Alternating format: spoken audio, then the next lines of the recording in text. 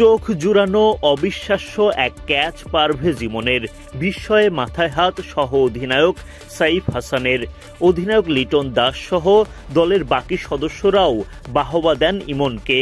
মূলত তানজিম সাকিবের বলে কার্টিস ক্যাম্পার উড়িয়ে মারলে দ্রুত দৌড়ে গিয়ে বল তালুবন্দী করে নেন ইমন।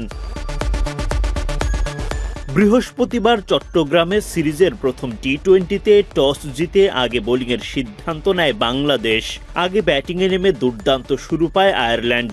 দুই ওপেনার পল স্টার্লিং ও টিম টেক্টর গড়ে তোলেন 40 রানের জুটি। স্টার্লিংকে ফিরিয়ে সেই জুটি ভাঙেন তানজিম সাকিব। দারুণ একটা ক্যাচ নেন সাইফ হাসান। 18 বলে 4 বাউন্ডারিতে 21 রান করে ফিরে যান পল স্টার্লিং। পাওয়ার প্লের 6 ওভারে 1 উইকেট হারিয়ে 48 রান তোলে আয়ারল্যান্ড। আরেক ওপেনার টিম টেক্টরের উইকেট শিকার করেন লেগ স্পিনার রিশাদ হোসেন।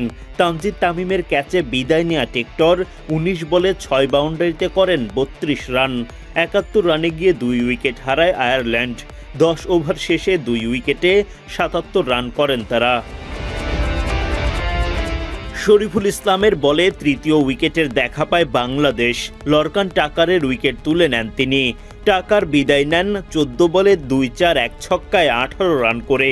105 রানে 3 উইকেট হারায় আয়ারল্যান্ড।